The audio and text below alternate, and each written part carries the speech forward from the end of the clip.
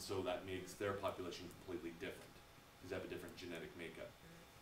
There's a lot of populations on the earth that are like that. I'm trying to remember, the New Guineans are like that. They're a founder population. Here in the US we have the Amish.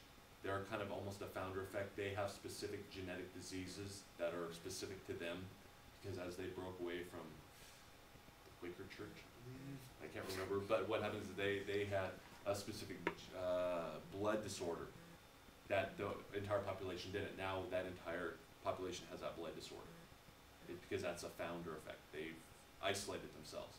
Another one is the Blue People of Kentucky. If you're in my bio class, I always tell the Blue People of Kentucky story. It's a group of about 100 people who interbred for hundreds of years. And they had this genetic defect which caused their skin to turn blue, like a pale blue. But is it not good for people to keep? That's Yeah, why. Yeah, it's not good. Because genetic traits will usually pop up, and that's part of the founder effect. That's another one. Okay. Another one that was really focused on during the reading was gene flow. I think this one might pop up a lot, which is just exchange of genetic information in a population by immigration and emigration. So what it has is, as populations start mixing together, genes start mixing, and so you start to get reduction of differences in gene flow. And so I found this little picture from Time magazine. That's what they did, is they took all the genes in all the US and put them all together, and this is what the average American looks like. That's kind of, They found someone who looked like that, or they designed that's it? what they generate, computer generated. They took everything, they took the cross of all the demographics. And that's kind of, by gene flow, that's what, over time, that would be the average American. Kind of interesting. And so that's when populations start mixing together, you start getting less variation. How long would that take? With such a large population now, a long time. You have such a large population.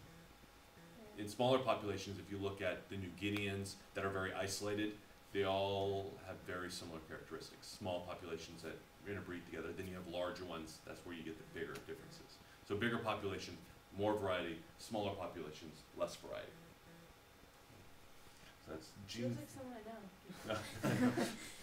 Yeah, I know, it's very similar. They took all the traits of the nose, the eyes, everything, and they always do. Another one for population change is mutations. I just photoshopped something really quick. That's pretty cool. So, you change the DNA, and then the gametes change, and then you can pass those on to all the different populations. So mutations are great. What's another, does anybody know another source of mutation or change? How are gametes formed? How is chromosome reduction? What's that process called? Do you remember that? Process. It's not mitosis, it's the other one. Meiosis? Meiosis, right. And so you have, that's another way you get a lot of mutation, a lot of change, is through that. Okay. Another one is non-random mating. Mating is not random. If it was, then everything would start looking the same. But mating is not random at all.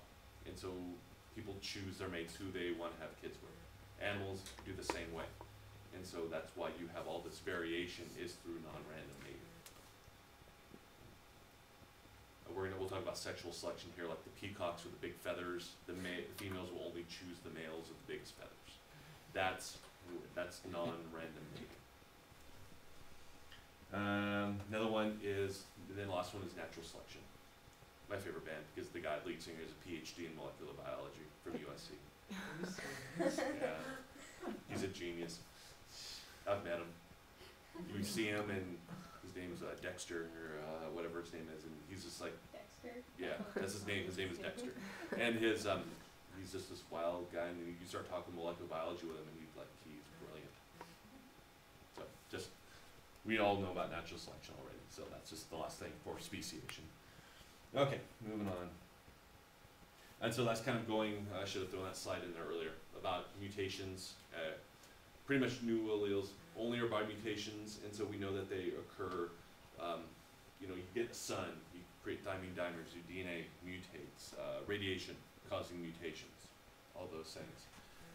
Other sources are genetic sexual recombination. So when people mate, you have different sperm and egg that fuse together that have different makeups. That's why we all look different. We all have the same genes, but yet we all look differently, because during meiosis everything rearranges and then creates something else. Okay, so that's that. Within populations, you have things called polymorphisms. That's where you have at least two different forms of an individual. Okay. That's just another term that might be thrown in there. You have geographical variations based on where they're located. Just right up here in Tulare County, we have the Sierra Nevada up there, and we have these different flowers up there that grow in different heights depending on the elevation that they're at, based on sunlight and carbon dioxide availability. And as you get higher, there's less carbon dioxide, which means they can only do photosynthesis for a short amount of time. And then that's why they're shorter.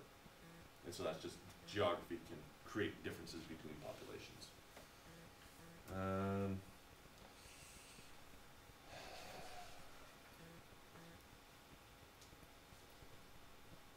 I was debating whether to put this one in or not, but it may show up how variation is preserved. This goes back to sickle cell anemia and malaria. In certain areas of Africa, there's higher amounts of sickle cell anemia. Here in America, we have a higher population of sickle cell anemia cases in African Americans. And so what happens is, the reason why is because if you have sickle cell anemia, you're resistant to malaria. You don't get malaria. If you get malaria in these areas, you die. There's not much medication. So people who had a genetic disease were actually resistant to a parasitic disease. And so that's why, the reason why it still is common is something called the heterozygote advantage. If you're heterozygous for normal blood, which means half your blood is normal, your other half is sickle cell. You are resistant to both sickle cell anemia and malaria. Question? How do you get malaria? It's from get bit by a mosquito that contains a parasite.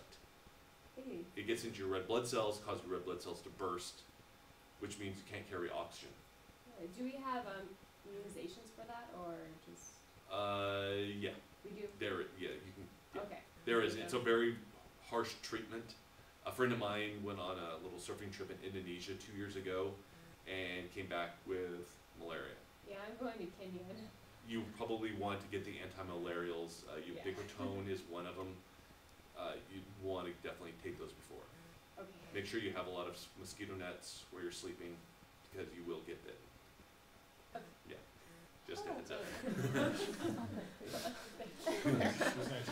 Yeah. Good luck with that. So that's pretty much, yeah.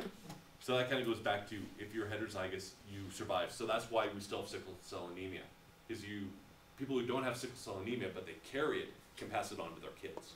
And so that's kind of the reason, is the heterozygote advantage. There's 3 different types of natural selection. Also, I remember putting this one in. Fitness, you all hear about survival of the fittest. What really that means is you're able to reproduce. If you have fitness, it doesn't mean you're in great shape. It doesn't mean you work out. It means you can reproduce and pass your genes on to your offspring.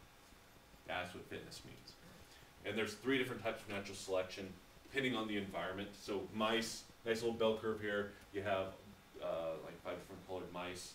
And then in one type you have directional selection, where the environment changes, where instead of being just an ordinary background where they live, the background is turned darker. And so these mice can blend in with the environment better, hide from predators. The lighter ones stick out, and so they get eaten. So they get removed, so natural selection shifts. In diversifying, the middle gets removed. So the environment, they have adapted to 2 different environments, a light and a dark one. The mid one is pulled out, and then stabilizing is when the extremes are selected against, and everything shifts to a single phenotype. Just narrow them down. Narrows it down and stabilizing. So those are 3 different ways in which natural selection can occur. Okay. Where am I at? Okay. All right.